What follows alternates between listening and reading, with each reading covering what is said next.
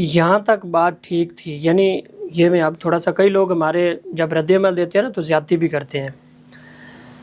یہاں تک بات ٹھیک تھی کہ اگر وہ یہ نظریہ رکھتے ہیں نا کہ جہاد اس کا حل نہیں ہے، جنگ اس کا حل نہیں ہے، اس کو مذاکرات کے ذریعے حل کرنا چاہیے، ڈائلاگ کے ذریعے حل کرنا چاہیے، تو اس رائے رکھنے میں شاید کوئی اتنا بڑا مسئلہ نہیں تھا، چونکہ یہ دو نظریات جو ہیں یہ خود فلسطین میں بھی موجود ہیں. حماس جو ہیں وہ کہتے ہیں کہ ہم جہاد کریں گے، اور دوسری جو ان کی الفتح جس طرح ہے تنظیم یا دیگر، تو ان کا نظریہ ہے کہ ہمیں مذاکرات کے ذریعے معاملہ حل کرنا چاہیے. اگر اس حد تک حمدی صاحب کہیں تو بھی ریبل ہے، سمجھ آتی ہے کہ وہ نظریہ یہ رکھتے ہیں.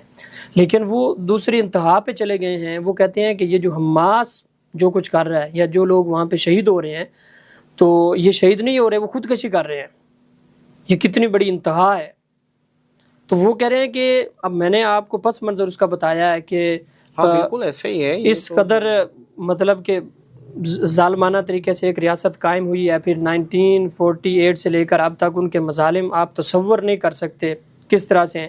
تو کبھی کوئی جنگ بندی ہوئی نہیں ہے نا، یا تو وہ کہیں کہ جنگ بندی درمیان میں ہو گئی تھی تو اب حماس نے حملہ کیا ہے، امن کا معاہدہ ہو گیا تھا. تو یہ سارے جب وہ پچھلے اب ہم دیکھتے ہیں کہ اس پورے عرصے میں مسلسل برسر پیکار ہیں، جنگ کے اندر ہی وہ اپنا یہ گزار رہے ہیں.